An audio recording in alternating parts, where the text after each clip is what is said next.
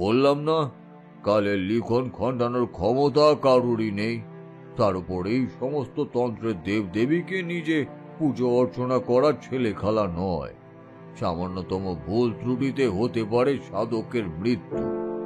এই উচ্ছিষ্ট গণপতির পুজো কেউ যদি নিষ্ঠা হতে পালন করে তাহলে তার সর্বসুখ হয়। তবে হ্যাঁ, দুই ভাইয়ে ভাইয়ের মধ্যে যে বিরোধ ছিল, এই যে সম্পত্তি ভাগ, এসবই কিন্তু পার্থিব বিষয়। সামান্য কটা দিনের জীবন, তাতেও মানুষ খুন রাহাজানি করে কাটাচ্ছে। স্বয়ং ঈশ্বর যে কি চান কে জানে। আসলে ভগবান আমাদের সমস্তটাই দেন যতটুকু আমাদের প্রয়োজন, কিন্তু মানুষের সেই অল্পতে আর সন্তুষ্টি হয় না, তার লোভ মেটে না। মন দিয়ে ডাকলে যা আমাদের সকলের উপকারে আসে, এমন মনস্কামনা পূরণ অবশ্যই করেন ভগবান।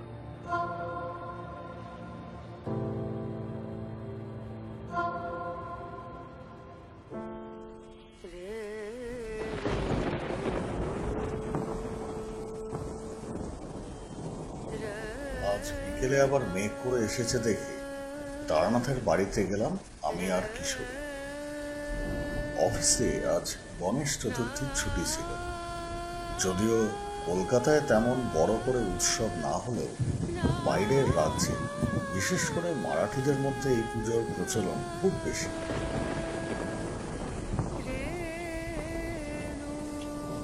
সময়টা দুর্গাপুজোর আগে আগে। শরৎকাল হলেও বেশ চলছে বৃষ্টির রহনা। বাঙালির মন একরকম বিষাদময় হয়ে রয়েছে। বাঙালির শ্রেষ্ঠ উৎসব দুর্গাপুজো যদি এমনভাবেই বৃষ্টির জন্য ভেস্তে যায়, তাই বাড়িতে বসে ভালো লাগছিল না। তার উপর দুপুরেও একচোট বৃষ্টি হয়েছে। বিকেল থেকেই আবার গুড়ুম গুড়ুম শব্দে মেঘ ডাকা আরম্ভ হয়েছে। গায়ে পাঞ্জাবিটা গলিয়ে হাতে ছাতাটা নিয়ে চললাম সোজা মঠ লেনের উদ্দেশ্যে। গতকাল অফিসে কথা হয়ে গিয়েছিল কিশোরীর সাথে যে আগামীকাল গণেশ চতুর্থীর ছুটি উপলক্ষে আমরা যাব তারানাথের বাড়িতে। পথে হাঁটতেই টিপ টিপ করে বৃষ্টি নামল।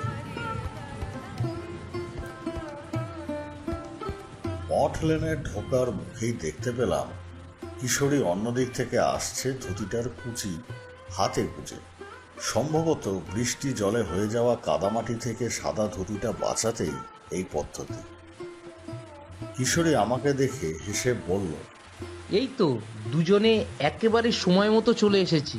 সে আর বলতে, বলছি সময় নষ্ট করে লাভ নেই, বুঝলে কিশোরী।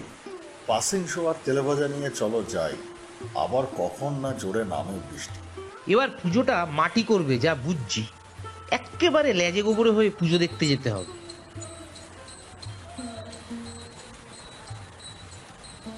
সামনে একটা মন্দিরে একটা গণেশ মূর্তি বানিয়ে ফুল মোদক দিয়ে দেখলাম পুজো হয়েছে।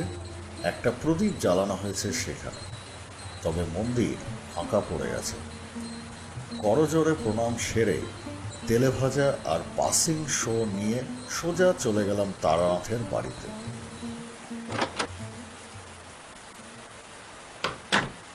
তারানাথ ঘরেই ছিল। রোজকার মতোই চারি এসে দরজা খুলে দিল। তারপর সামান্য কয়েকটা বাক্য বিনিময়ের পর আমরা এসে পড়লাম তারানাথের ঘরে। তারানাথ একটা প্রাচীন পুঁথি নিয়ে বসেছিল। আমাদের দিকে না দেখেও একগাল হেসে আমাদেরকে বসতে দিয়ে বলল, এসো এসো, বসো তোমরা। এই তোমাদের জন্যই অপেক্ষা করছিলাম। তোমরা আসবে তা আমি জানতাম। আপনি আগে থেকে কি করে জানলেন যে আমরা আসব? আজ তো গণেশ চতুর্থী, অফিস ছুটি, তার উপর বৃষ্টি পড়ছেই অসময়। এমন দিনেই তো তোমাদের এই বুড়োর কথা মনে পড়ে। এইসবের জন্য কোনো তন্ত্রমন্ত্রর বা গুচ্ছবিদ্যার কিছুই লাগে না হে। এ কি ঠাকুর মশাই, কি বলছেন? আমরা বুঝি আপনার খোঁজ নিই না? হ্যাঁ, সে মাঝে মধ্যেই তোমরা আসো বই কি। তা আজ তো গণেশ চতুর্থী, তা পুজো করলে? না না ঠাকুর মশাই, আমাদের গণেশ পুজো তো বৈশাখের প্রথমে। আমাদের বাড়িতেও ওই পয়লা বৈশাখেই গণেশ পুজো হয়। তবে আসার সময় সামনেই দেখলাম একটা পুজো হচ্ছে গণেশের। হুম, আসলে বাঙালিদের মধ্যে যদিও এই পুজোর প্রচলন আছে, তবে তা সংখ্যায় খুবই কম। আর বেশিরভাগ বাড়িতেই ওই নববর্ষের গণেশ পুজোটাই হয় আর কি।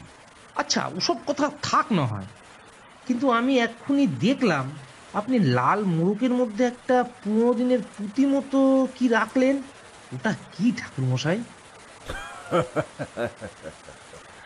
এ পুঁথিতে গণেশের এক ভিন্ন তান্ত্রিক রূপের পুজোর মন্ত্র লেখা আছে। সেটাই একটু উল্টে পাল্টে দেখছিল, এই আর কি। তবে এসে গণেশ নয় যাকে আমরা দেখি, যাকে গৃহস্থ বাড়ি, দোকানে বা মন্দিরে পুজো করা হয়। এ গণেশের ভিন্ন রূপ। এই গণেশকে নিয়ে বহু পূর্বে আমার এক আশ্চর্য অভিজ্ঞতাও হয়েছিল। সুন্দর একটা গল্প শোনবার লোভে আরো ভালোভাবে বসলাম তক্তপোষের ওপরে। বাইরে তখন ভালো জোরে বৃষ্টি হচ্ছে, বেলা ছোট হয়ে এসেছে, তাই বিকেল হতে না হতেই সন্ধে নামছে। চারপাশ কেমন যেন দম বন্ধ করা নিস্তব্ধতা, চাপা কালো অমানিসার মতো পরিবেশ। তবে এই গণেশকে পুজো করা যায় না গৃহস্থ বাড়িতে। গণেশকে পুজো করা যায় না ঘরে? এটা আবার কি গণেশ? ছোট থেকে তো এই গণেশকেই দেখে আসছি পুজোতে, প্যান্ডেলে। না না, আমি গণেশের যে রূপের কথা বলছি সে রূপের পুজো সর্বত্র হয় না। গণেশের এই রূপের পুজোয় যেমন সুখ শান্তি দেয়, তেমন দুর্বোধ্য কাজকেও সহজে নিমিষেই করে দিতে পারে। তবে সামান্য ভুলে কিন্তু বড় ক্ষতিও হতে পারে। তবে তোমাদেরকে এই গণেশকে নিয়ে আমার জীবনের এক গল্প শোনাই, তবে শোনো। তোমরা এখন যে ঘটনা শুনবে সে আমার এক ব্যর্থতার কাহিনী। আমি সেই জীবনে প্রথমবার হেরেছিলাম। আপনি হেরে গেছিলেন? কিন্তু কেন? আসলে সব সময় জিততে নেই। ভবিতব্যে যা আছে সেটাই ঘটবে। কপালের লিখন খণ্ডানোর কোনো শক্তি কারোরই নেই। ঘটনাটা শোনো, তবে সব উত্তরই পেয়ে যাবে। আমরা দুজনে আর বেশি কথা বাড়ালাম না, পাছে গল্পটা না শুনতে পারি। চারি এসে ইতিমধ্যেই 3 কাপ চা আর তেলেভাজা দিয়ে গেছে। তারানাথের দিকে পাসিং শোটা এগিয়ে দিলাম। তারানাথ সেটায় লম্বা একটা টান দিয়ে চোখ বুঝল। তারপর বাইরে অঝরে ঝরতে থাকা বৃষ্টির ধারার দিকে তাকিয়ে বলতে লাগলো স্মৃতি হাতড়ে সেই অলৌকিক অভিজ্ঞতার কথা।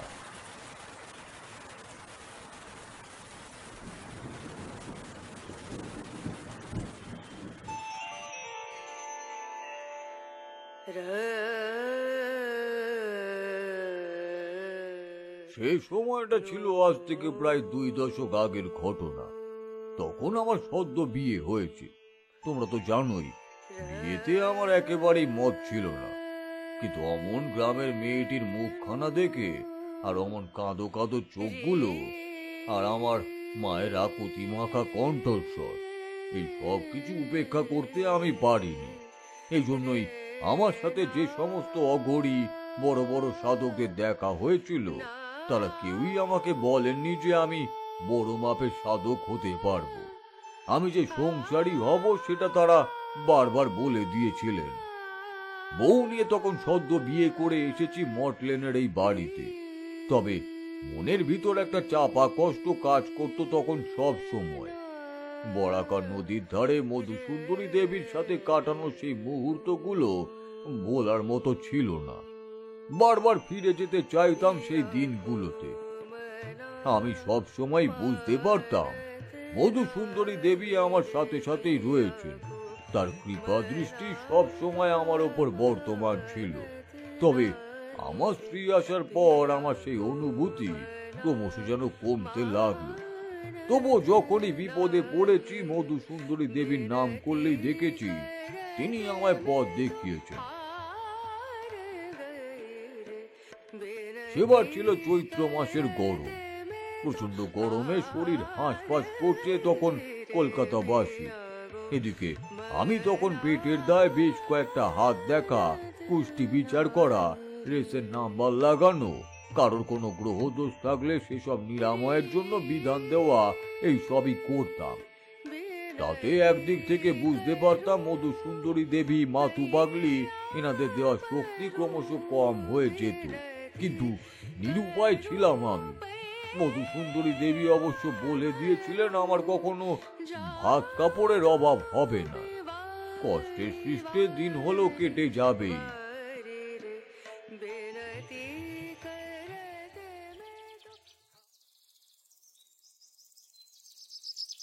এবার গরমে একদিন দুপুরবেলা ঘরে বসে এক নবজাতিকার কুষ্টি বিচার করছি, এমন সময় হঠাৎ দরজায় টোকা পড়ল। আমার স্ত্রী তখন দুপুরে রান্নাঘরে রান্নায় ব্যস্ত। অমন ভর দুপুর বেলায় অমন গরমে যে কোনো মানুষ বাড়িতে আসতে পারে সেটা তখন আমার ধারণাই ছিল না। উঠে গিয়ে দরজা খুলতেই দেখি বছর 40-এর এক ভদ্রলোক এসে দাঁড়িয়েছেন আমার বাড়ির সামনে, হাতে একটা বড় কালো ছাতা। এমন তপ্ত গরমের মধ্যে আসার দরুন তার সারা চোখে মুখে ঘামের ছিটে, সাদা পাঞ্জাবিটার ভিতরেও ঘামের ছোপ। সম্ভবত তিনি মোটর গাড়ি করেই এসেছেন, কারণ দরজার ঠিক বাইরেই এক জায়গায় দেখলাম একখানা কালো মোটর গাড়ি দাঁড় করানো। ভদ্রলোক আমায় দেখে নমস্কারের ভঙ্গিতে বললেন, নমস্কার। আগে আপনি কি তারানাথ চক্রবর্তী মহাশয়? আগে হ্যাঁ, আমি তারানাথ চক্রবর্তী। আগে আমি কি একটু ভেতরে আসতে পারি? আপনার সাথে একটু জরুরি কথা ছিল। হ্যাঁ অবশ্যই, আসুন আসুন, বসুন। ভদ্রলোককে আমার ঘরে নিয়ে এসে বসালাম। স্ত্রীকে বললাম একটু লেবু শরবত করে দিতে। তারপর লেবু শরবত ঘরে নিয়ে এসে তাকে দিয়ে এবং নিজের জন্য নিয়ে বসলাম। ভদ্রলোককে দেখে বেশ চিন্তিত বলেই মনে হচ্ছিল। তিনি বারবার আমার ঘরের চারপাশ এদিক ওদিক ঘুরে ঘুরে দেখছিলেন। সম্ভবত এমন ছোটখাটো ঘরে থাকা তার অভ্যেস নেই, তাই ওই গরমে সামান্য তাল পাকার হাওয়াতে মন্থর গতিতে তিনি যেন একটু বিরক্তই হচ্ছিলেন। পরনের পোশাক, চোখের চশমার, হাতে সোনালি ঘড়িটা দেখে বেশ অবস্থাপন্ন লোক বলেই মনে হচ্ছিল তাকে। সামনে রাখা গেলাস থেকে ঢকঢক করে শরবতটা খেয়ে তিনি বললেন, আগে আমার নাম রমাকান্ত সাহা। আমাদের উত্তরপাড়ায় বড় বাড়ি আছে। আমরা দু ভাই, আমার বড় দাদা নিশিকান্ত আর আমি রমাকান্ত। বাবা অনেক কাল আগেই চোখ বুঝেছেন, মাও এই 2 বছর হলো গত হয়েছেন। বোন দিদিরা সব বাইরে বিয়ে হয়ে চলে গেছে। আমার বাবা স্বর্গীয় হরিশ্চন্দ্র সাহা ছিলেন বেলকুড়িমালার জমিদারের খাস লোক, তাই কাজের সুবাদে তিনি বেশ কিছু জমি জায়গা পেয়েছেন। আমার মায়ের বাপের বাড়িও ছিল জমিদার, আর আমার মা একমাত্র সন্তান ছিলেন, তাই বেশ কিছু জমি পেয়েছিলেন বাবা উত্তরাধিকার সূত্রে। তারই সব রয়েছে আমাদের দুইজনের এখন। এদিকে 3টে পুকুর, বেশ কয়েকটা বাগান, জমি জায়গা সবই আছে। ঈশ্বরের কৃপায় আমাদের 2 ভাইয়ের আর্থিক অবস্থাও ভালো যাচ্ছিল। এবারে একটু যেন ভালো করে বসলেন রমাকান্ত বাবু, যেন নিজের মনের মধ্যে গুছিয়ে নিলেন কথাগুলো। তারপরে আবার বলতে শুরু করলেন, কিন্তু হঠাৎ করেই আমার ব্যবসাপাতিতে কি যে হয়ে গেল, একবারে কোনো কারণ ছাড়াই সব কেমন যেন পয়সা বেরিয়ে যাচ্ছে। ধার দেনার পরিমাণ যেন বেড়েই চলেছে। জমিতে প্রত্যেকবার ফসলের দারুণ ফলন হয়, কিন্তু এবছরে আমার ভাগ্যের জমিতে সমস্ত ফসল নষ্ট হয়ে যাচ্ছে, পচে যাচ্ছে। ঘরে আমার 1 ছেলে, 1 মেয়ে আর বউ, অন্য ভাগে দাদা, 2 ছেলে 1 মেয়ে। অথচ আমাদের ভাগের সংসারটা কেমন যেন জরাজীর্ণ হয়ে যাচ্ছে। শুধু সেটাই নয়, আমার বাড়ির সকলের কেমন যেন শরীর খারাপ হতে শুরু করেছে হঠাৎ করেই। এদিকে আজব সব অলৌকিক ঘটনা শুরু হয়েছে আমাদের বাড়িতে। কোনো কারণ ছাড়াই ভাত পুড়ে যাচ্ছে, ভাতের পাতে ছাই পড়ছে হঠাৎ করেই। এমনকি বাড়িতে গাছের ফুলগুলো কেমন যেন শুকিয়ে যাচ্ছে। চারিদিকে যেন এক অদ্ভুত পরিস্থিতি শুরু হয়েছে, যেন সবকিছু লণ্ডভণ্ড হয়ে যাচ্ছে ঠাকুরমশাই। কিন্তু এসবের যে কারণ কি তা কিছুই বুঝতে পারছি না আমরা। রমাকান্ত বাবুর কথাগুলো কেমন যেন শোনালো। এদিকে আমার মনের ভিতর তখন কেবল একটি সন্দেহ ঘুরপাক খাচ্ছিল। সম্ভবত খুব কাছের কেউ বা পুরনো কোনো শত্রু কোনোভাবে বাস্তু ভিটেতে কোনো তান্ত্রিক অবিচার ক্রিয়া করেছে, তাই হয়তো এমন সব কাণ্ড শুরু হয়েছে ওই বাড়িতে। তাই আমি রমাকান্ত বাবুকে জিজ্ঞেস করলাম, আচ্ছা, আপনার কি কোনো শত্রু আছে? মানে যার সাথে কদিন হলো আপনার কোনো ঝামেলা বেঁধেছে, কিংবা আপনার কোনো পুরনো কোনো শত্রু যে আপনার ক্ষতি চায়? রমাকান্ত বাবু কিছুক্ষণ চোখ বন্ধ করে ভাবলেন, তারপরে বললেন, আসলে বাবা মারা যাওয়ার আগে সম্পত্তি ভাগাভাগি করে দিয়েছিল আমাদের দু ভাইয়ের মধ্যে। দাদা আর আমি সমান সম্পত্তি পেয়েছিলাম, কিন্তু দাদার বক্তব্য ছিল যেহেতু দাদা পরিবারের বড় সন্তান, তাই দাদা আমার থেকে সামান্য হলেও বেশি পাবে। কিন্তু বাবা সেটা করতে দেননি, তাই দুজনকে সম্পত্তি সমান ভাগে ভাগ করে দিয়েই বাবা চোখ বুজেছেন। আর দাদার সাথে তখন থেকেই আমাদের ঝামেলার সূত্রপাত। আমার দাদা নিশিকান্ত তখন আমার সাথে কাজ করা ছেড়ে দিয়ে নিজে আলাদাভাবে ব্যবসা শুরু করে। আমাদের বাড়িও ভাগ হয়। তারপর থেকে আমরা দু ভাই নিজেদের সম্পূর্ণ পরিবার নিয়ে আলাদা। আমাদের দু ভাইয়ের কারোর সাথে কারোর মুখ দেখা দেখি অবধি নেই। আমার মনে হয় ঠাকুরমশাই ওই ওই ওই আমার দাদা নিশিকান্ত নিশ্চয় করেছে কিছু। ঠাকুরমশাই, বড় বিপদে পড়ে আপনার কাছে এসেছি, দয়া করে আমাদের বাঁচান। আমার বাচ্চা বাচ্চা ছেলে মেয়ে আছে বাড়িতে, আমার সংসারটাকে রক্ষা করুন ঠাকুরমশাই। আমি তখন বুঝতে পারলাম এই সমস্যার মূল অনেক গভীর অবধি পৌঁছে গেছে। বিশেষত একই বাড়ির দুই প্রিয়জনের মধ্যে যখন বিবাদ অশান্তি বাঁধে, তখন সে সমস্যা আরো প্রকট রূপ ধারণ করে। আসলে যে কোনো অপশক্তি, অপদেব দেবী যতই শক্তিধর হন না কেন, সবার থেকে বেশি খারাপ মানুষে মানুষে বিবাদ।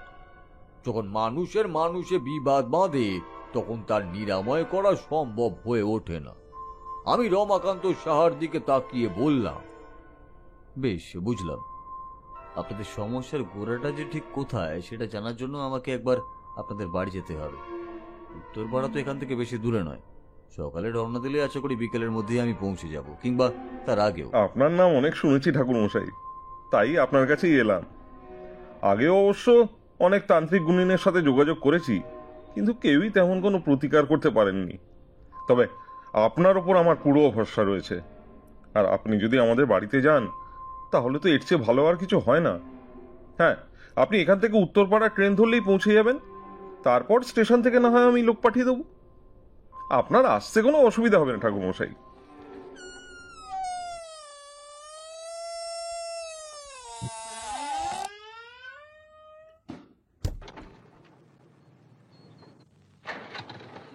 রমাকান্ত বাবু আমাকে প্রণাম করে চলে গেলেন সেদিনের মতো। আমিও আগামীকাল যাওয়ার জন্য প্রস্তুতি নিতে লাগলাম। তবে সেদিন রাতে এক অদ্ভুত স্বপ্ন দেখলাম আমি।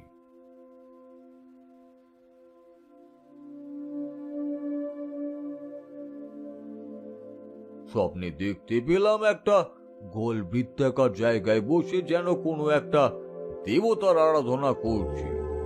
সে দেবতার মূর্তিটা ভারী অদ্ভুত, চেহারা ও মুখ অবিকল গণেশ মূর্তির মতোই দেখতে। সেই পাথরের মূর্তিটিতে 4টে হাত, গায়ের রং ঘোর কৃষ্ণ বর্ণ, আর চতুর্থ হাতটি গণেশের কোলে বসে থাকা এক নগ্ন সদ্য যৌবনা সুন্দরী দেব মূর্তির কোলে রাখা। পুজোর স্থান নোংরা, এঁটো মাখা আবর্জনায় ভরা, একটা দুর্গন্ধ যেন ছড়িয়ে আছে পরিবেশে। আর আমি সেই গণেশ মূর্তির সামনে বসে স্পষ্ট ভাষায় মন্ত্র পড়ে যাচ্ছি, অথচ এই মন্ত্র আমি জীবনেও কখনো শুনিনি বা কখনো পড়িনি। ঘুমের মধ্যেই মনে হলো যেন কেউ আমার সারা শরীরে উঠে চেপে বসে আছে। আমার সারা শরীর ভারী লাগতে শুরু করলো। ধীরে ধীরে এই চাপ ক্রমশ বাড়ছেই যেন। একটা সময় হঠাৎ চোখের সামনে দেখলাম মধু সুন্দরী দেবীকে। তিনি কখন যেন আমার আঁকা সেই বৃত্তের মাঝে এসে বসেছেন। মধু সুন্দরী দেবীর সাথে কথা বলতে যাব, হঠাৎই ঘুমটা ভেঙে গেল আমার। চোখ মেলে দেখলাম আমি আমার বিছানায় শুয়ে। জানলা দিয়ে সকালে নরম রোদ এসে পড়েছে।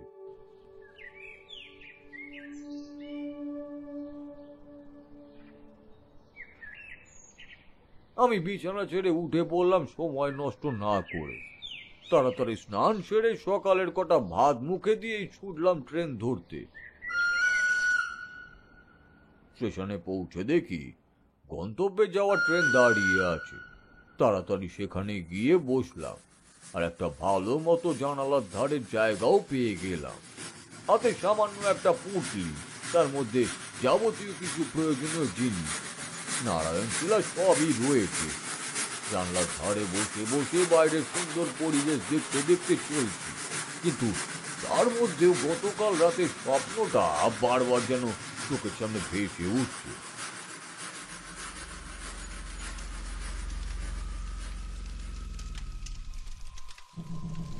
আসলে ওই মূর্তি খুব সাংঘাতিক মূর্তি। অনেক মানুষই জানেন না যে ওই মূর্তির সম্পর্কে, আর জানার কথাও নয়, কারণ ওই মূর্তি সচরাচর কোনো গৃহস্থ বাড়িতে দেখা যায় না, এমনকি কোনো মন্দিরেও দেখা যায় না। আমি অবশ্য আমার জীবনকালে মাত্র 2 বার অমন মূর্তি দেখেছিলাম, একবার এক তান্ত্রিকের কাছে আর অন্যবার খোলা পরিত্যক্ত এক স্থানে। আর আমার গুরুদেব একবার বামাচারী তন্ত্রমন্ত্রে ওই মূর্তিটার পুজো করেছিলেন।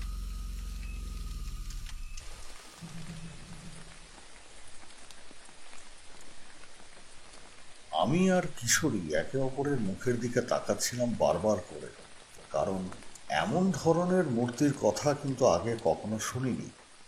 গণেশ ঠাকুরের এমন মূর্তি কখনো চিন্তাতেও আসেনি। তাকে তো আমরা এতদিন একদন্ত, পরম মঙ্গলময়, শুভশক্তির প্রতীক বক্রতুণ্ড গৌরীপুত্র বলেই জানতাম। ঠাকুরমশাই, কে এই গণেশ? কেন এমন তার রূপ? এইরকম রূপের গণেশ তো আমরা কোনোদিন দেখিনি। আসলে আমাদের গৃহস্থ দেব দেবতার সাথে তন্ত্রচারের দেব দেবীর সামান্য পার্থক্য রয়েছে। বামাচারী তন্ত্র শাখায় এমন অনেক দেব দেবী রয়েছেন যারা উচ্ছিষ্ট নামে পরিচিত, অর্থাৎ যারা ইটোকোটা যুক্ত নোংরা স্থানে থাকতেই পছন্দ করেন। যেমন উচ্ছিষ্ট চণ্ডালিনী বা উচ্ছিষ্টা সরস্বতী হলেন দেবী মাতঙ্গী, তেমনি ইনি হলেন উচ্ছিষ্ট গণেশ, গণেশের এক অতি উগ্র এবং তান্ত্রিক রূপ। এই রূপ যেমন ভয়ানক তেমনই শুভঙ্করী। সামান্য ভুলে হয়ে যেতে পারে মহাপ্রলয়, আবার সঠিকভাবে সাধনা করলে পঞ্চ ইন্দ্রিয়ের ওপর দখল আছে। জীবনে যে কোনো বাধা বিপত্তি কেটে যায়, এমনকি ব্যবসায় আর্থিক উন্নতি, মারণ উচাটন সহ সমস্ত রকম ক্রিয়া করা যায় এনার পূজার মাধ্যমে। তন্ত্রমতে বলা হয় গণেশের সামনে কোলের ওপর নগ্ন দেবী থাকেন, তিনি হলেন দেবী বিঘ্নেশ্বরী। এনার সারা শরীরে অলঙ্কার আচ্ছাদিত, তবে কোনো বস্ত্র পরেন না ইনি। উত্তর কামিকাগম গ্রন্থে এরকমই বর্ণনা বলা আছে। অন্যান্য তন্ত্রশাস্ত্রে উল্লেখিত গণেশের 32টি রূপের মধ্যে থেকে সর্বশ্রেষ্ঠ রূপটি হল এই উচ্ছিষ্ট গণেশ বা উচ্ছিষ্ট গণপতি। এই রূপে মূলত আদি রসাত্মক মৈথুন দৃশ্য উপস্থিত থাকার জন্য মনে করা হয়। গণেশের এই মূর্তির আরাধনা করলে 6টি অবিচার ক্রিয়াই সুসম্পন্ন হয়।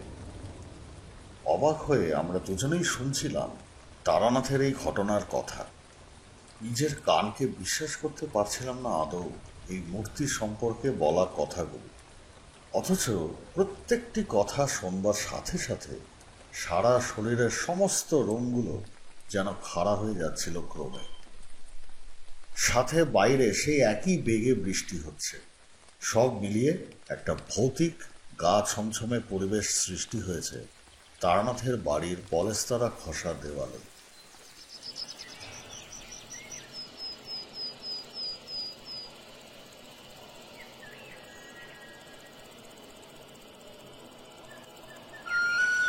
ট্রেন থেকে নেমেই একটা সিগারেট ধরিয়ে চারপাশে খুঁজতে লাগলাম রমাকান্ত বাবুকে।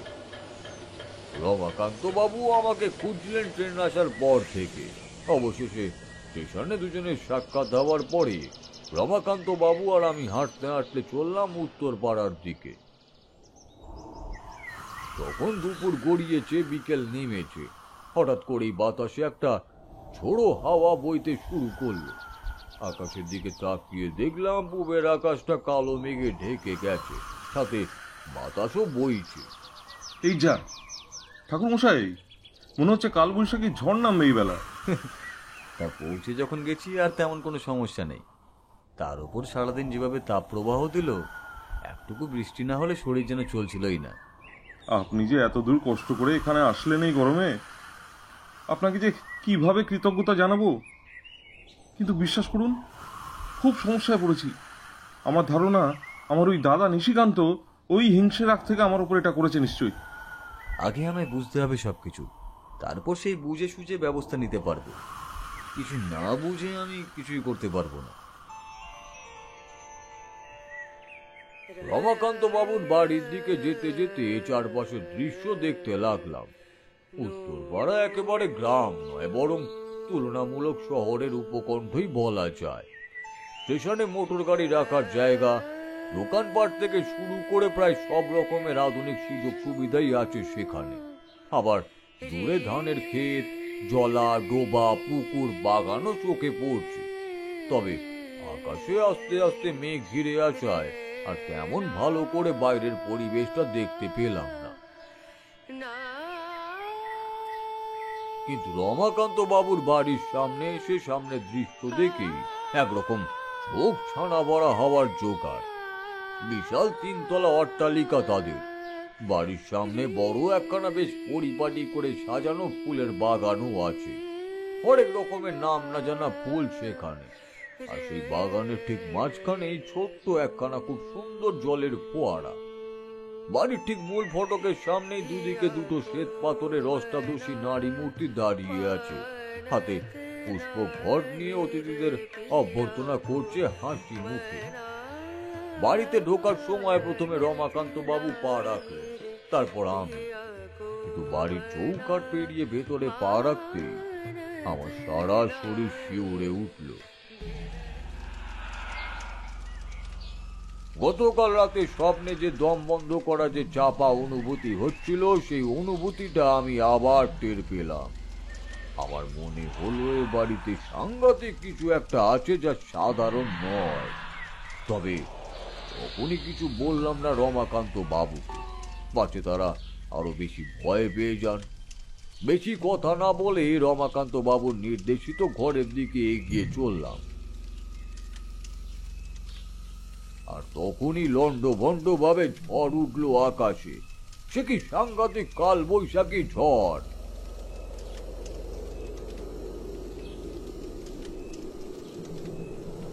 ঘরের ভিতরে প্রবেশের সাথে সাথে দেখলাম রমাকান্ত বাবু স্ত্রী আমার হাত পা ধুয়ে দেওয়ার জন্য জল, গামছা, বসার জন্য আসন সবকিছু তৈরি করে রেখেছিল।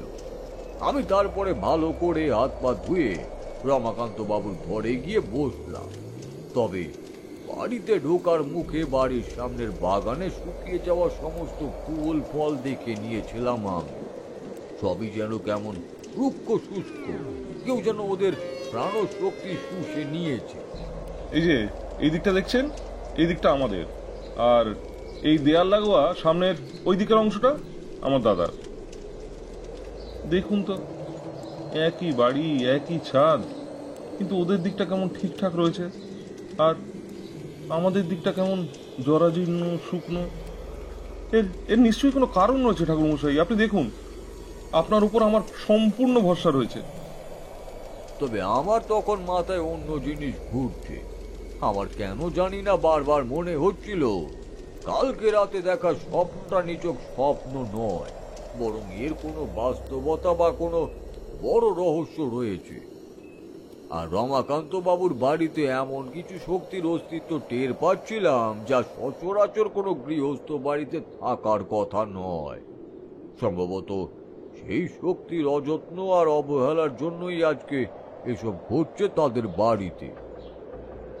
আমাকে একবার আপনাদের বাস্তুভিটা পরীক্ষা করে দেখতে হবে রমাকান্ত বাবু।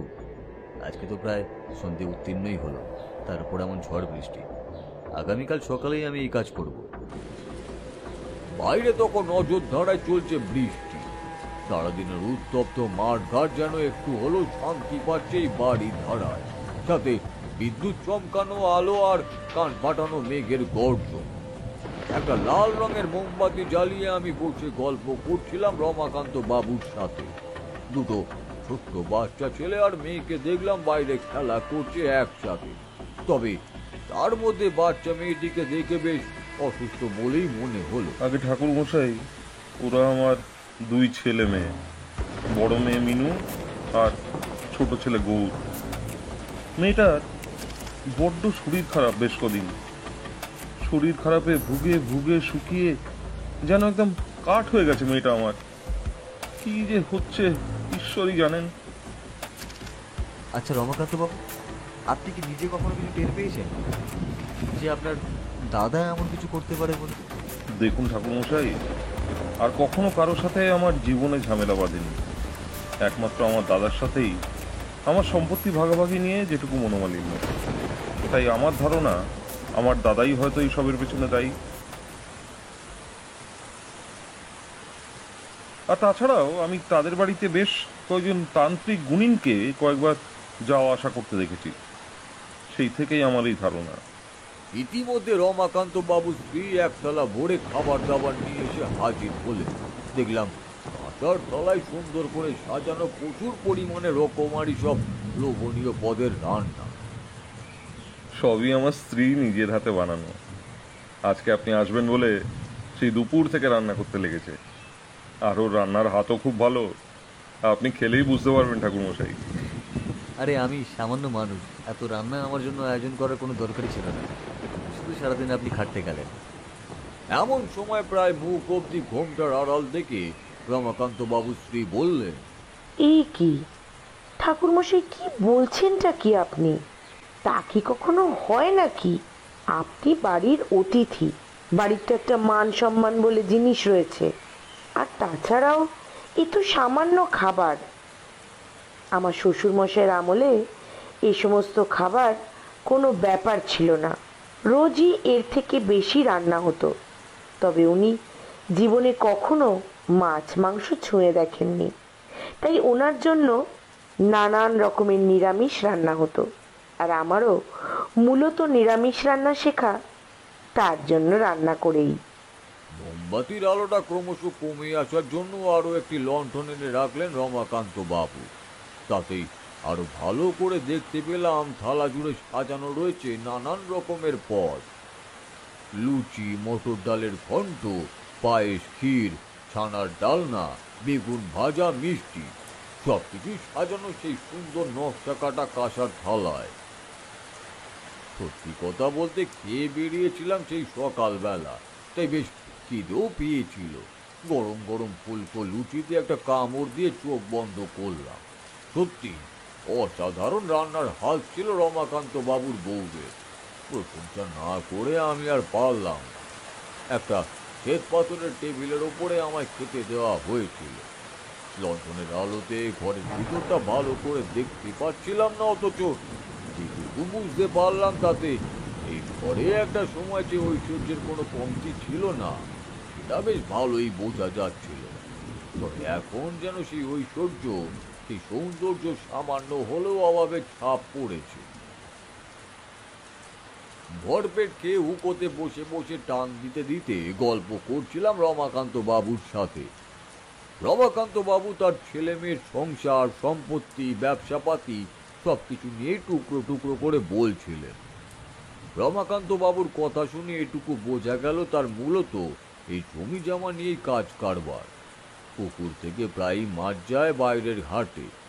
মাছ গেলে মোটামুটি বেশ ভালোই মোটা অঙ্কের একটা টাকা ইনকাম আসতো, কিন্তু মাস তিনেক ধরে যেন সবেতেই সমস্যা শুরু হয়েছে। অর্থ পয়সায় উন্নতি ঠেকেছে একদম তলানিতে, উল্টে বেড়েছে খরচ, মামলা মোকদ্দমার হাজারো রকমের অশান্তি। বলছি ঠাকুরমশাই, বৃষ্টি তো এখন একেবারে কমে গেছে। চলুন আপনাকে নিয়ে ছাদে উঠি, সেখান থেকে আপনি মোটামুটি এই চত্বরটা সবটাই দেখতে পাবেন। তাছাড়া বেশ কিছুক্ষণ কালবৈশাখী ঝড় বৃষ্টির পর বেশ ঠান্ডা ঠান্ডা একটা বাতাসও দিচ্ছে। আমিও আর আপত্তি করলাম না। ভাবলাম এত খাওয়া দাওয়ার পরে একটু হাঁটাহাঁটি করাও দরকার। এই জন্য আমি রমাকান্ত বাবুর সাথে উঠে গেলাম 3 তলা ছাদের দিকে। হাতে তখন একটি লণ্ঠন কেবল আমার আর রমাকান্ত বাবুর। সুন্দর নকশা আঁকা সিঁড়ি, বাড়ির দুদিক দিয়ে সিঁড়ি রয়েছে, তবে ছাদে যাচ্ছে সেই একটাই। আমরা সেই ছাদেই উঠলাম। দোতলায় গিয়ে দেখলাম সেখানে বেশ কয়েকটা ঘর ফাঁকা পড়ে আছে। সম্ভবত সেগুলো অতিথি এলে থাকার ঘর। অব্যবহারের দরুন এখন সেগুলো তালা বন্ধ। ওপরের 3 তলা সিঁড়ির মুখে উঠতেই লণ্ঠনের আলোয় ঠাকুর ঘরটা দেখলাম। চাতালের থেকে পূর্ব দিকে মুখ করে ঠাকুর ঘর। তবে একটা জিনিস দেখে বুকের ভেতরটা ধড়াস করে উঠল। ওইখানে দাঁড়িয়ে রইলাম কাঠের পুতুলের মতো।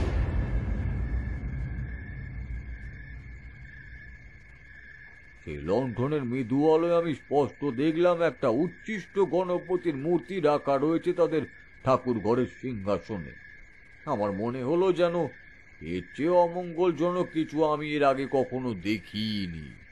শুধু তাই নয়, অন্য দেবদেবীর সাথে রয়েছে তান্ত্রিক মতে উচ্ছিষ্ট গণপতি পূজা করবার জন্য যাবতীয় দ্রব্যাদি, নিম ডাল, অশ্বত্থ পাতা, আরো কত কি। এই একই রকম ভাবে শরীর ভারী হয়ে গেল আমার, ঠিক যেমনটা গতকাল রাতে স্বপ্নের ভিতর হয়েছিল। আর রমাকান্ত বাবুর ভিটেতে পা দেওয়া মাত্রই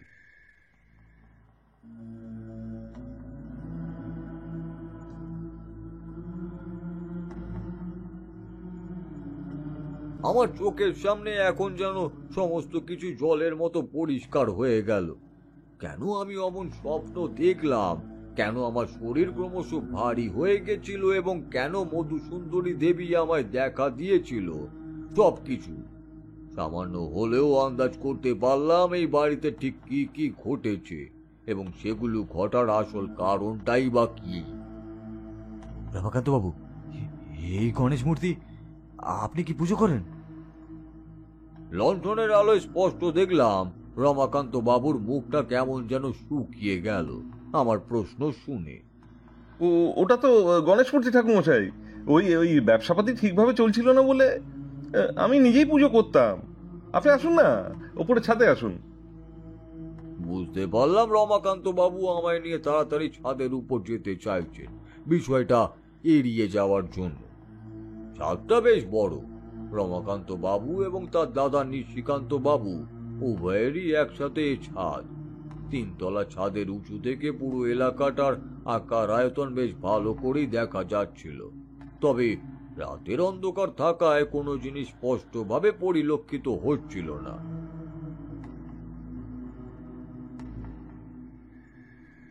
আপনি এক কাজ করতে পারেন ঠাকুমশাই, আপনি আমার দাদা কিছু করেছে নাকি একটু যদি বলে দিতেন। দেখুন, আমি এবারের মাটি পরীক্ষা না করে কিছুই বলতে পারবো না, কিন্তু একটা প্রশ্নের উত্তর আমি এখনো ঠিক বুঝতে পারলাম না। আপনি আপনি ওই গণেশ মূর্তিটা পেলেন কোথা থেকে? রমাকান্ত বাবু আবার কেমন যেন চোখ মুখ আঁধার করে ফেললেন। তারপর বেশ কিছুক্ষণ চুপ করে থাকার পর হাঁটু মুড়ে বসে কাঁদতে কাঁদতে বললেন,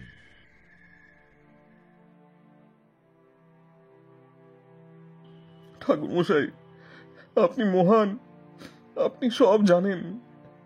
ঠাকুরমশাই, আমার আমার অনেক বড় ভুল হয়েছে। আমি জানি না এই ভুলের ক্ষমা কি। হয়তো এই ভুলের জন্যই আজকে আমার এত বড় সমস্যা। ঠাকুরমশাই, আপনার চোখে যে কোনো কিছু ফাঁকি যাবে না সেটা আমি ভালোই জানতাম। আমি আপনার বাড়িতে ওই গণেশ মূর্তি দেখেই সেটা বুঝতে পেরেছি। ও মূর্তি যে গৃহস্থ বাড়ি জিনিস নয়। আপনি অনেক বড় ভুল করেছেন রমাকান্ত বাবু। ঠাকুরমশাই, আমি আমি অন্ধ হয়ে গেছি। অন্ধ হয়ে গেছি আমি টাকার লোভে। নিজের দাদা নিশিকান্ত সাহা এত টাকা কামাচ্ছে, ব্যবসাপাতিতে উন্নতি করছে, রোজই নতুন নতুন জায়গা জমি কিনছে, ছেলে মেয়েকে ভালো ভালো জায়গায় পড়িয়ে মানুষ করছে। ওদের ওদের পুকুরে বড় বড় মাছ উঠছে, জমিতে ফলন ভালো হচ্ছে, বাড়িতে নারায়ণ সেবা কীর্তন সব করছে, দুর্গাপুজোয় পাড়ায় সবচেয়ে বড় অঙ্কের টাকা দেয়, সে নিজে, অথচ অথচ সে আর আমি একই মায়ের পেটের সন্তান। কয়েক বছর আগেও যে আমার থেকে কম ব্যবসাপাতি বুঝতো, যার যার মাসিক আয় ছিল আমার থেকে অনেকগুলো টাকা নিচে, সে কিভাবে আমার থেকে এত বেশি বেশি আয় করতে থাকলো? আমি এই জন্য এক গুণিনকে ডেকে নিয়ে এসেছিলাম আমার বাড়িতে। তার মতে আমার দাদা নিশিকান্ত সাহা নাকি আমার উপরে ক্রিয়া করেছে, এই কারণেই আমার থেকে ওর উন্নতি এত বেশি, এই কথাই উনি বলেছিলেন। তখন মনের ভিতর ওই ওই কথাটা গেঁথে গিয়েছিল। একেই তো আমাদের দুই ভাইয়ের কারোর মধ্যে মুখ দেখা দেখি নেই, এমনকি ছেলে মেয়েগুলো একে অন্যের সাথে খেলা করে না। তার এত উন্নতি আমি সহ্য করতে পারিনি ঠাকুর মশাই। দাদা কি করে দেখতে একদিন চুপি চুপি তার ঘরে প্রবেশ করলাম। তখন ছিল রাতের বেলা, কারণ আমি মাঝে মাঝে রাত হলে দেখতাম দাদা কোথায় যেন যাচ্ছে, কিন্তু কোথায় যাচ্ছে সেটা জানতাম না। তখন আমি টাকার নেশা অন্ধ ঠাকুর মশাই। তখন পৃথিবীর যে কোনো কাজে আমি করতে পারি পয়সার জন্য। তাই আমি দাদার পিছু নিলাম সেই রাতে, দেখার জন্য যে দাদা কি এমন কাজ করে।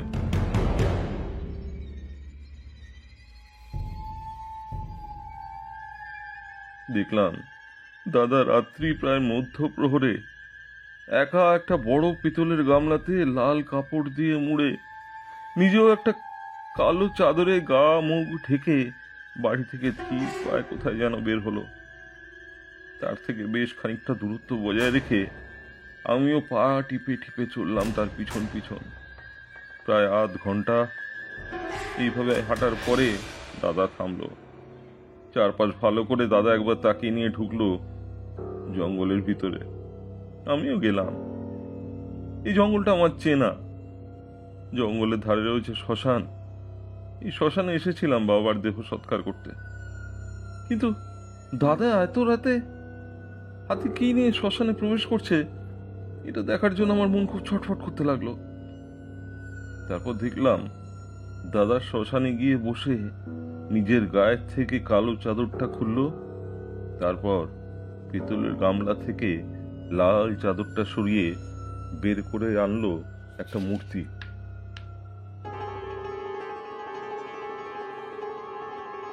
বিশ্বাস করুন ঠাকুর মশাই, সেই মূর্তি আমি আগে কখনো দেখিনি।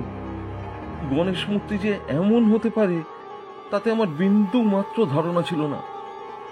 সেই গণেশের রূপ ছিল একেবারে অন্যরকম।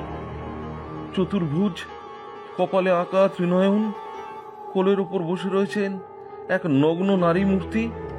চার হাতের এক হাত ঘিরে রয়েছে সেই নারী মূর্তির কোলটাকে। আর সেই মূর্তির ভেতর থেকে যেন একটা জ্যোতি বের হচ্ছে। ভয়ে যেন আমার সারা শরীর শিউরে উঠল। শুধু তাই নয়, এরপর আমি যা দেখলাম তা আমি জীবনেও ভুলব না।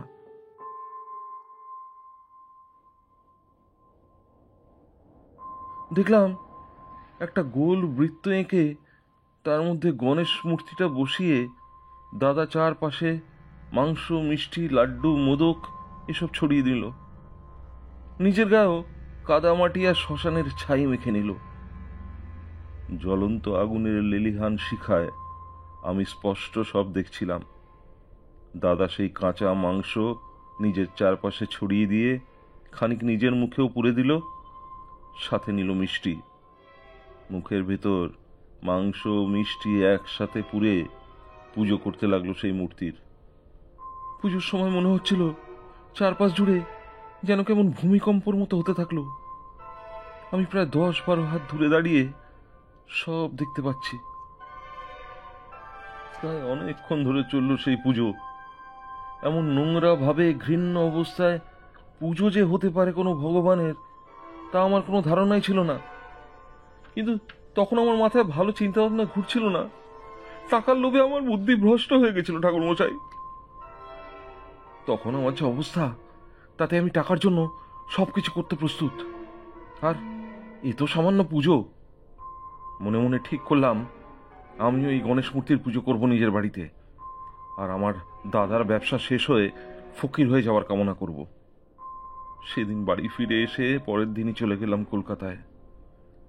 অনেক খুঁজে পেতে শেষকালে নিজে বলে কয়ে বানিয়ে নিয়ে আসলাম সেই গণেশ মূর্তিকে। তবে জীবনে হয়তো সব থেকে বড় ভুল সেটাই করেছি।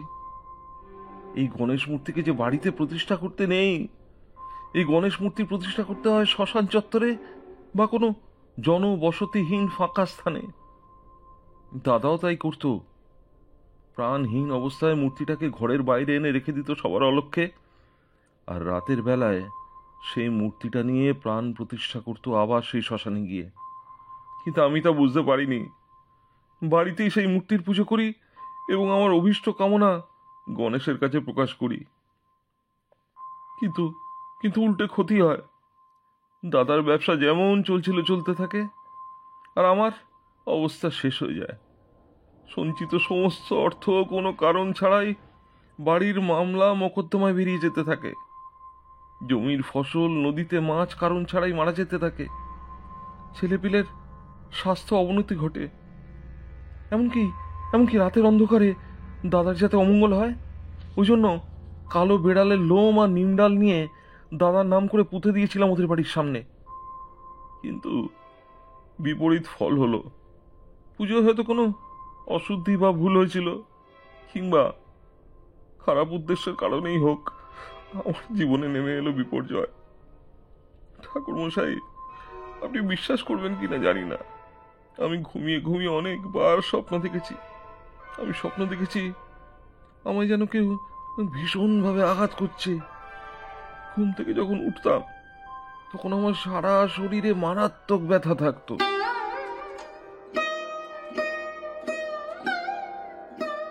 আমি সমস্ত কিছু শুনে একেবারে পাথরের মতো বসে রইলাম।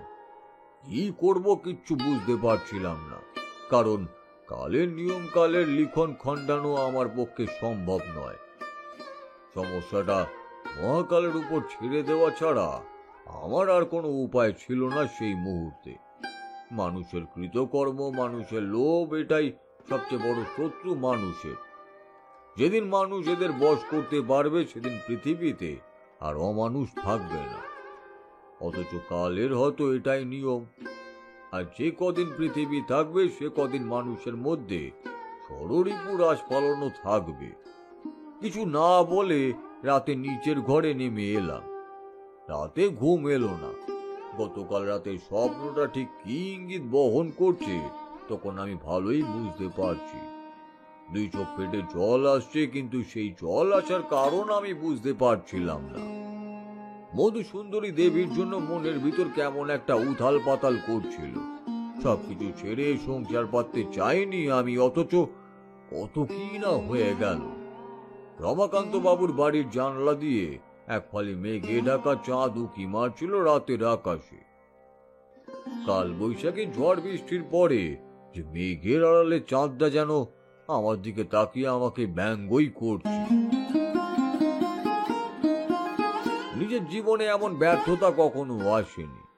রমাকান্ত বাবু নিজে যা ভুল করেছেন তার কোনো ক্ষমাও নেই, তবু একবার শেষ চেষ্টা করতেই চাই। এই ভেবে আমি স্থির করলাম আমি নিজে উচ্ছিষ্ট গণপতির পুজোয় বসবো। অন্তত একবার চেষ্টা করে দেখব, যাতে দেবতার প্রকোপ শান্ত করতে পারি আমি। পরের দিন আমার নির্দেশ মতো রমাকান্ত বাবু সমস্ত কিছু জোগাড় করলেন। আমিও সকাল থেকে স্নান সেরে অশুদ্ধ অবস্থায় গন্ডি কেটে নিয়ে বসলাম পুজোতে। বাড়ির পূর্ব দিকে একটা জংলা মতো এলাকায় রমাকান্ত বাবুকে সাথে নিয়ে পুজোয় বসলাম আমি। তাই বিকেল বিকেল নাগাদ বসলাম পুজোতে। গাত্র বন্ধনে বেঁধে নিজেকে সুরক্ষিত করে রাখলাম। পদ্মবীজের মালা পরিধান করে নিজের হাতে বানালাম একটি উচ্ছিষ্ট গণপতির মূর্তি। ছোট ছোট করে কেটে রাখলাম নিম ডাল। একত্রিত করে গণেশের সুর, হাত, চোখ ইত্যাদির আকার দিলাম। পাশে বসিয়ে রাখলাম রমাকান্ত বাবুর বাড়িতে থাকা সেই উচ্ছিষ্ট গণপতির মূর্তিকে। নানান রকম ফুল, অশ্বত্থ পাতা সবকিছু উচ্ছিষ্ট গণপতিকে অর্পণ করলাম। যেহেতু এই পুজোতে টোকাটা মাংস অপরিষ্কার বস্তু লাগে, তাই সেভাবেই বলে রেখেছিলাম রমাকান্ত বাবুকে সেসব জিনিস কাছে রাখতে। আগের দিন আমার সাথে আনা পুঁথিটা থেকে পুজোর সব নিয়ম আর মন্ত্র মুখস্থ করে নিয়েছিলাম। আমি নিজের মুখে মাংস আর মিষ্টি নিয়ে অপরিশোধিত আসনে বসে এক নাগাড়ে বলতে লাগলাম সেই মন্ত্র।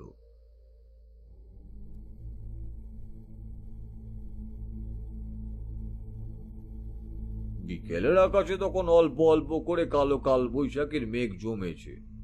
বুকের ভেতরটা কেমন যেন ভয় ভয় করতে লাগলো। সে ভয় কোনো অপশক্তিতে পাওয়া ভয় নয়, সে ভয় হলো বাতাস বা বৃষ্টির জন্য। যদি যজ্ঞকুণ্ডের আগুন একবার নিভে যায় তাহলে আর তার প্রতিকার নেই। চোখ বুজে গণেশ মূর্তির সামনে আসনে বসে যজ্ঞের আহুতি দিতে দিতে মন্ত্র বলে চলেছি। হঠাৎ কান ফাটানো একটা শব্দ হলো। তার সাথে সাথে যজ্ঞকুণ্ডের আগুন থেকে কেমন যেন কালো রঙের ধোঁয়া উঠতে লাগলো ঊর্ধ্বমুখে। আকাশে তখন মেঘ জমে পুরো আকাশটা কালো রঙে ছেয়ে গেছে। আর একটু পরেই প্রচন্ড ঝড় মহাপ্রলয়ের মতো আছড়ে পড়বে রমাকান্ত বাবুর বাড়ির উঠোনে। তবু আমি একবার মন্ত্র পড়া থামালাম না, পড়ে যেতে লাগলাম মন্ত্র এক নাগাড়ে। হঠাৎ মনে হলো কেউ যেন চাইছে আমার মুখ বন্ধ করে দিতে।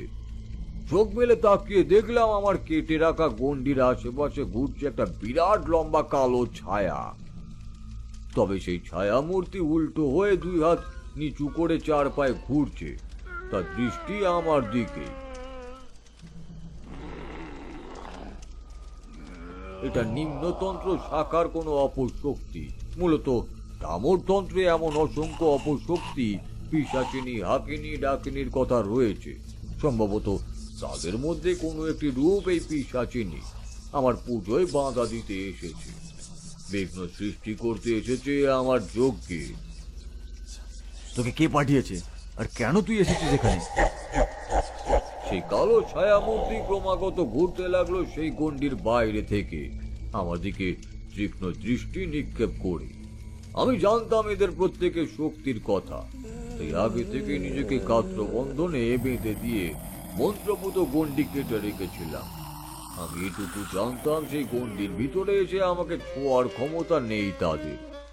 সেই অপশক্তি গোপন কথা শুধু শুধু বের করবে না বলেই আমি একটা বড় মাংসের টুকরো তার দিকে ছুঁড়ে ফেলতেই সে একেবারে বহুদিনের ক্ষুধার্ত চাপদের মতো কামড়ে ছিঁড়ে নিমিষের মধ্যে শেষ করে ফেললো সেই মাংসের টুকরোটা।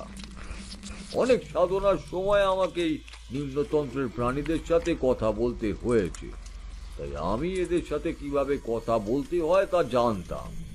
এই সময় নিজেকে বিন্দু মাত্র ভীতু প্রমাণ করলেই এরা আরো বেশি করে জাঁকিয়ে বসবে আমার ওপর, সেটা আমি খুব ভালো করেই জানতাম। তাই গলা গম্ভীর করে জিজ্ঞেস করলাম, এখন বল তোকে কে পাঠিয়েছে? নিশিকান্তের ভাই রমাকান্ত চাইতো না নিশিকান্তের আয় হোক, তাই আমি এসেছি। আমি তোর পুজো বন্ধ করে দেব।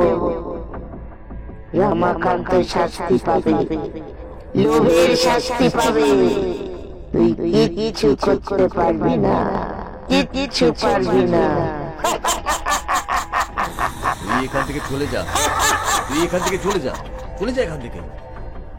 না না, যাব না, যাব না।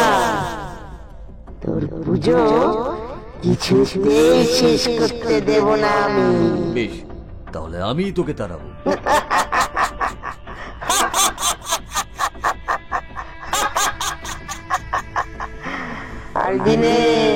পারবি না আমার তাড়াতে।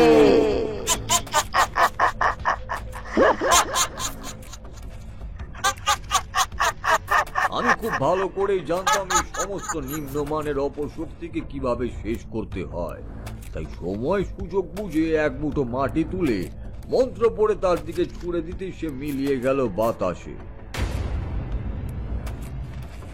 বুঝলাম এই আসলে উচ্ছিষ্ট গণপতিরই কোনো প্রেত অনুচর। আমার পুজোয় তাই বাধা দিতেই এসেছিল যাতে আমি অসফল হই। কিন্তু আর কিছুই করতে পারবে না ওই পিশাচিনী। কিন্তু আমার ভয় করতে লাগলো অন্য জায়গাতে। ততক্ষণে ধীরে ধীরে বাতাস বইতে শুরু করেছে। হঠাৎ দেখতে পেলাম সামনে সেই উচ্ছিষ্ট গণপতির মূর্তিটা কেমন যেন নীল বর্ণ ধারণ করলো। ধীরে ধীরে সেই মূর্তি থেকে বেরিয়ে এলো নীল বর্ণের এক রশ্মি। জায়গাটা প্রচন্ড আষ্টে পচা গন্ধে ভরে গেল। বুঝতে পারলাম উচ্ছিষ্ট গণপতি জাগরিত হচ্ছে। আরো জোরে জোরে মন্ত্র পড়তে থাকলাম, কিন্তু দম বন্ধ হয়ে আসতে থাকলো আমার। দেখলাম রমাকান্ত বাবুর বাড়ির ওপর একটা ঘন কালো ছায়া ঘনিয়ে উঠছে। মুখের ভিতরে মাংস আর মিষ্টি তখনও রয়েছে, এদিকে সমানে চলছে আমার মন্ত্র জপ। সেই পচা দুর্গন্ধ নিয়ে কেমন একটা গা ঘিনঘিনে পরিবেশ চারিদিকে। হঠাৎ প্রচন্ড জোরে উঠলো কাল বৈশাখীর ঝড়।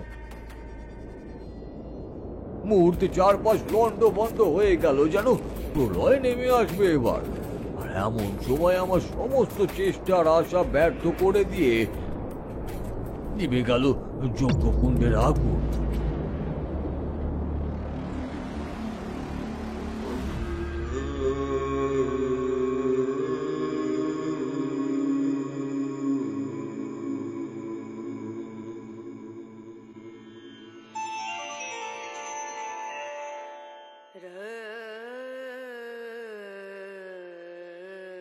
এতক্ষণ মন্ত্রমুগ্ধের মতো শুনছিলাম তারানাথ তান্ত্রিকের কথাগুলি। আদৌ এমন কোনো পুজোর প্রচলন আছে বলেই জানতাম না। তবে তারানাথের কাছে এতগুলি দিন আসবার পর থেকে আমরা বুঝতে পেরেছি পৃথিবীতে এমন কিছু জিনিসপত্র হয় যা আমাদের চিন্তার বাইরে। বাইরে বৃষ্টি কমেছে, কিন্তু গল্প শুনেও যেন মনে হলো গল্প আধ কাপচা থেকে গেল। ঠিক মন ভরল না যেন। বললাম, আগে ঠাকুরমশাই, তারপরে কি হলো রমাকান্ত বাবুর?